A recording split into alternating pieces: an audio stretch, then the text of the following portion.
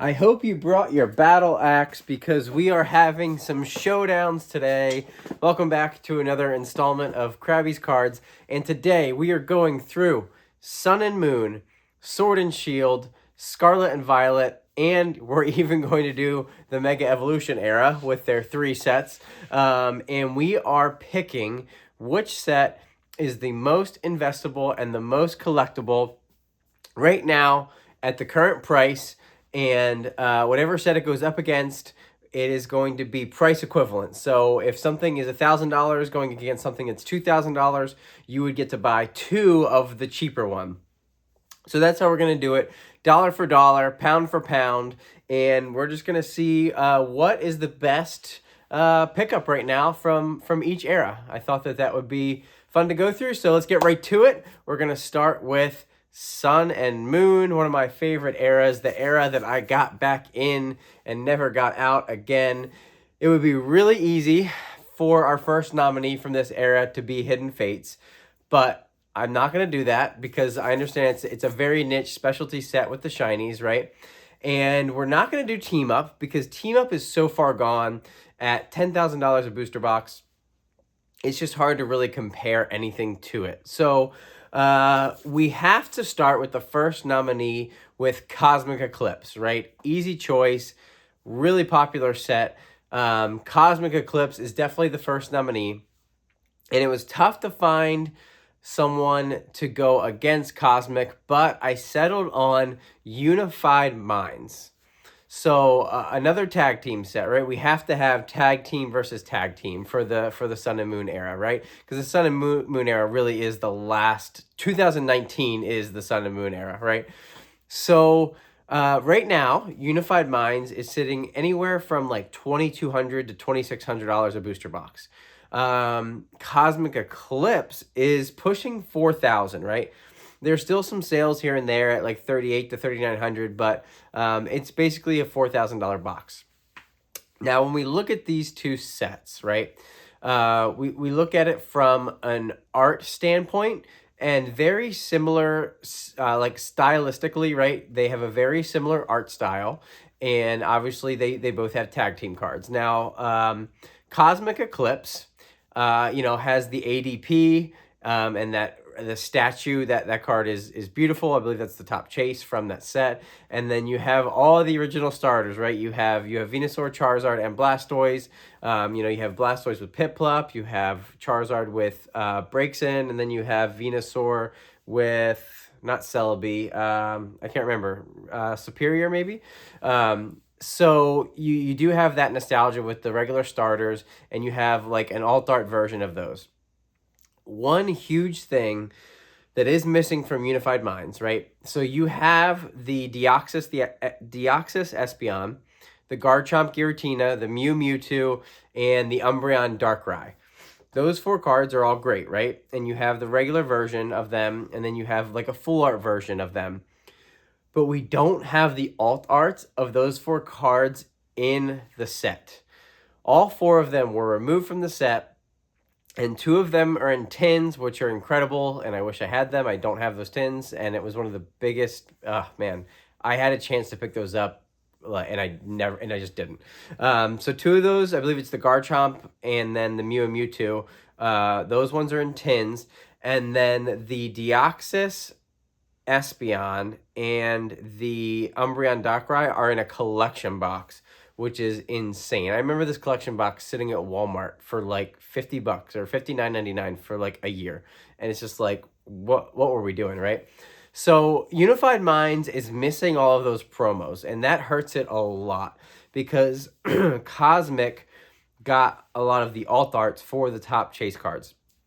And then Cosmic Eclipse also has the trainer gallery, right? Which really, really ahead of its time, right? Because like 3 years later, we would get the trainer gallery for some sets we'll be talking about coming up. And the trainer gallery is good, but it's a little overrated, I think. The Red's Pikachu is great. After that, it's okay. Like, it's not that much like popular Pokemon. There's like a Lieutenant Surge's, I think, is it Magma? is it Magnemite, I think? And there's a, I forget. It's not like amazing, but it's good, right? It makes you feel like the opening experience of Cosmic is definitely a lot better than Unified Minds. So, now all that's kind of left to really talk about, well, Unified Minds does have also like the Slowbro and Psyduck, which is amazing card, and the Raichu and Alolan Raichu, which are really good, and the Tyranitar and Sableye, which are all arts of all those cards, which are really strong, right? It's a really strong set. The only thing left is price. So Unified Minds, at 22 to 2400, right? And Cosmic Eclipse like 4,000. So you can almost buy 2 Unified Minds boxes for the price of 1 Cosmic Eclipse box. That puts Unified Minds in contention for this battle because it's like, as a collector, so we're going to look at this from a collector and an investor, right? So 2 separate, right? As a collector, for the same price, I think I would rather have 2 Unified Minds boxes because it would be so fun down the road to open one and to keep one sealed. Full disclosure, I have 1 box of both of these. So one singular box, unfortunately. I had 2 of each, and I sold them before my daughter was born. I'm going to make a video about that. I sold a lot of stuff a couple of months before my daughter was born. So I have 1 box of each, but if I had to right now spend like $4,000, I would buy 2 Unified Mind boxes as a collector. As an investor, I think I would buy 1 Cosmic box because I think it is, at the time it was the largest set of all time, right? It was the largest set of all time. And then, it got beat out by, I think maybe even Fusion Strike, and now maybe Ascended might be the biggest ever. But yeah, so we're going to go with Cosmic from the investor side, Unified for the collector side. Overall, I think Cosmic would beat out Unified Minds, just barely though, just barely. So that's Sun and Moon. We'll keep it moving here. The first 2 are going to be a longer talk, and then the last 2 are going to be a little shorter. Because Mega Evolutionary is not much to talk about. But let's move on to everybody's favorite, Sword and Shield. Sword and Shield, we have an obvious nomination, right? Evolving Skies. Evolving Skies has not run away from the pack quite as much as Team Up has from the Sun and Moon era, right? So Evolving Skies is an easy first nomination. Now, who do we pick to go against Evolving Skies? We have a lot of strong sets, right? We have Fusion Strike, which has ran up to over $1,000. We have Lost Origin, which is getting close to $1,000 here, like $850, $900. And then we have some other sets, Chilling Rain and some different ones, Silver Tempest, and we have some specialty sets, right? We have Celebrations, which we're going to stay away from anniversary sets because they kind of all have the same cycle. And then we have Crown Zenith, which phenomenal, but it's kind of hard to compare Crown Zenith to a booster box set. So we're going to go with Brilliant Stars to go up against Evolving Skies. That's right. Brilliant Stars, the dark horse of the Sword and Shield era. Evolving Skies is, still sitting in the $2,600 to $2,800 range, depending on the condition of the box. So pushing up towards $3,000, right? Brilliant Stars is sitting in like the $580 to $600 range. So basically like 4.5 times. Evolving Skies is like 4.5 times the price of Brilliant Stars. When we look at Evolving Skies, we know that we have one of the strongest sets that's ever been created, right? Or do we? I just can't help but notice the 7 glaring holes in Evolving Skies. It really just irks me that we had Flareon, Jolteon, Vaporeon, and Espeon all stripped from the set to put in collection boxes, and then obviously the Espeon was put into Fusion Strike. So we're missing those 7 cards from Evolving Skies. The Rayquaza makes up for it a little bit, but still, I can't help but this set feels a little bit incomplete to me, and that's where Brilliant Stars kind of comes in and steals a little bit of the thunder, because Brilliant Stars is a strong set with its top chase, with the Charizard fighting the Venusaur and the Arceus alt art, which is awesome. And we have like a Pikachu full art, and there's a lot of strong cards. But then we have the trainer gallery. And what does the trainer gallery have? Two Umbreons, two Sylveons, Vaporeon, Flareon, Jolteon, Eevee. Beautiful art cards that are a fraction of the price of all of the ones from Evolving Skies. Like, what are we doing? It's crazy to me how underrated Brilliant Stars is. It actually has a lot of what's missing in Evolving Skies that would have made it a really complete set. And the pull rates are so much better because of the trainer gallery, kind of like what the edge that Cosmic had over Unified Minds. And so the opening experience is just so much better, and at like 4 to 5x less price than Evolving Skies. Guys, I don't think this one's close. Like, as a collector, it's not even close. Would I rather have 4 or 5 Brilliant Stars booster boxes, or one Evolving Skies? I think I said Brilliant Skies. Brilliant Stars, or one Evolving Skies? I would definitely rather have 4.5 Brilliant Stars booster boxes. Give me 4 sealed boxes, and give me 16 loose packs or 18 loose packs, all day long, right? Like, I think Brilliant Stars is such a better buy right now. As an investment, I gotta say, not as much of a landslide, but I would still rather put my money into Brilliant Stars. I think it has so much more room to run. I think the gap will close. Like, if Evolving Skies doubles and goes up to like a $5,000 to $6,000 box, like, I think Brilliant Stars could be like a $2,000 box, $2,000 to $2,500 box. So eventually, I think it could be only like half the cost of Evolving Skies. I really do, and I will die on that hill. I think we're gonna see it in the next year. Like, in the next year or two, we're gonna see the percentage gap close from Brilliant Stars to Evolving Skies. But we'll see what happens. I could be wrong. Let me know what you think. But I'm taking Brilliant Stars in a landslide. All right, let's move on to the Scarlet and Violet era. This was by far the hardest era to pick two to go head to head against each other, right? It's a pretty big era. The specialty sets are so strong and can't be ignored like they can be in other eras.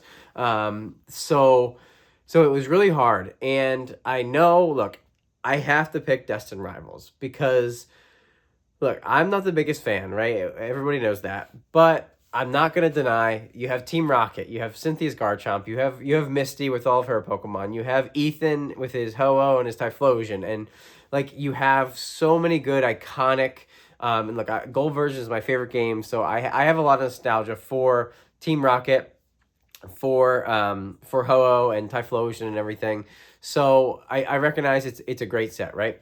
So we're gonna, Destined Rivals is gonna be the first nominee, okay?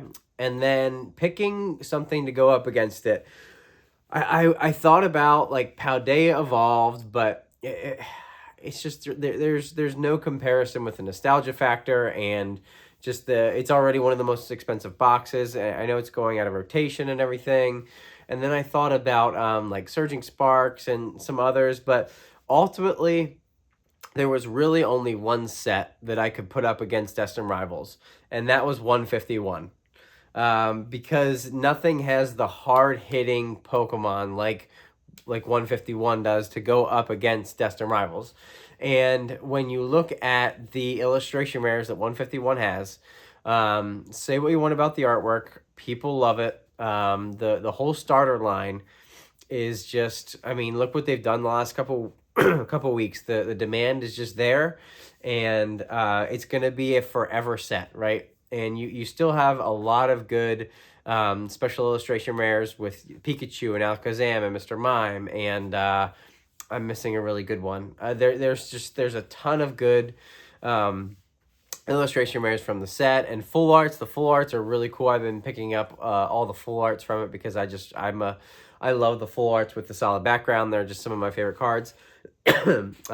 So yeah, 151 is phenomenal, and it's going to be timeless, right? And Destined Rivals right now sitting at $520 a box, and 151 sitting at about $520 to $530 in ETB.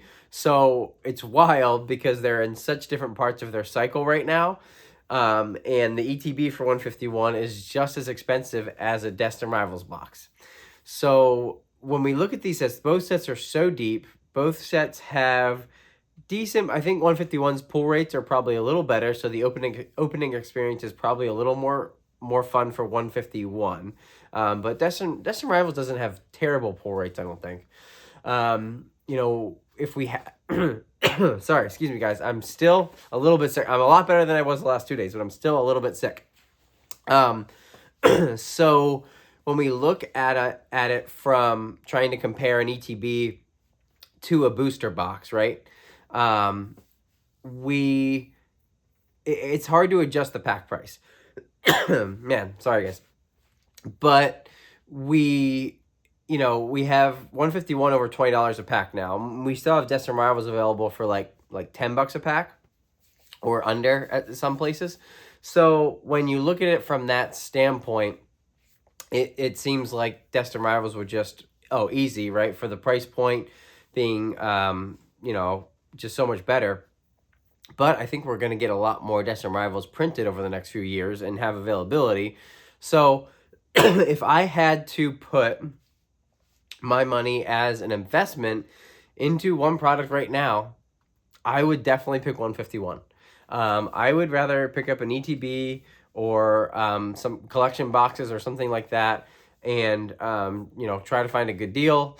And it's going to be a set that I just want to be a part of and want to have some, and I do have a good bit of it. And I just think that Destined Rivals will take a lot longer to age because it's already had such a big run up. I think that 151 will be a better long-term play. And so from an investment standpoint, I think 151's better. From a collector side, I do like Destined Rivals better. If I had to put over $500 into either a Destined Rivals booster box or a 151 ETB right now, as a collector, I do think if I wouldn't buy either right now, but if I had to, I would buy a Destined Rivals booster box because I think that I do enjoy some of the artwork and some of the Pokemon in that set better than 151. So that's a tough one, but overall, I would give the edge to 151 just because of how strong the nostalgia factor is. But anyway, let me know what you think of that one below. To wrap up, I know that I'm struggling here a little bit with my voice. I got like a scratch in my throat here. But so we'll finish up the Mega Evolution era. So we obviously only have 3 sets. We have Phantasmal Flames, Mega Evolution 1, and then we have Ascended Heroes. Ascended Heroes is just so far above anything we've seen in the Mega Evolution era so far. So it's hard to really compare. Obviously, from a collectability standpoint, that's number 1, right? It's not even close. But if we're looking at it from kind of a financial view, I think that it would be better to pick up, Phantasmal Flames or Mega Evolution right now. And, that Charizard from Phantasmal is so strong, one of the best artworks we've seen. But Mega Evolution is a really deep set and really fun to open. The pull rates are crazy. You're getting like 14 to 16 hits per box. And you have a Venusaur and you have, Lucario and Gardevoir. You have some popular Pokemon. So, it's a good set. Like, I personally, from a collecting standpoint, for what the price is right now, at like $250, $260, compared to the crazy prices of Ascended and Phantasmal, I would pick up, I think I'd pick up some Mega Evolution 1, ME1, if I had to. But anyway, we'll leave that one at that. That one's not very, not very spicy. Let me know what you think down below for the Sun and Moon, Sword and Shield, and Scarlet and Violet. And yeah. So hopefully tomorrow I'm not coughing through the last half of the whole video. But for tomorrow's video, I'm going to make a post that you can comment on as well.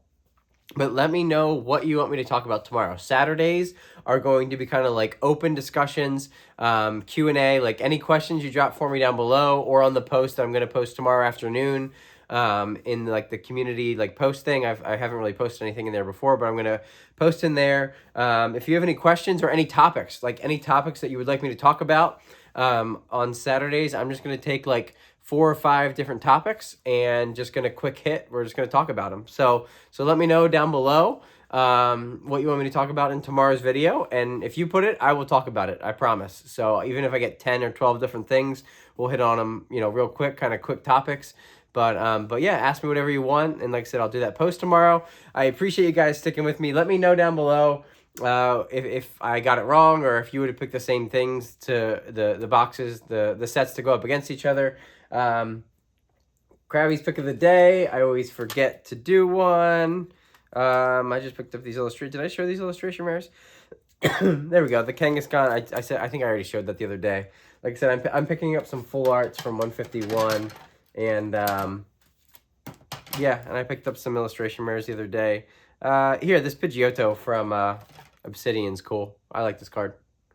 I need to get the full line, but yeah, anyway, it just really reminds me of playing the game with the routes, and you know, you always run into Pidgeys and Pidgeotto and Pidgeots and stuff. So, but anyway, thank you guys so much for watching.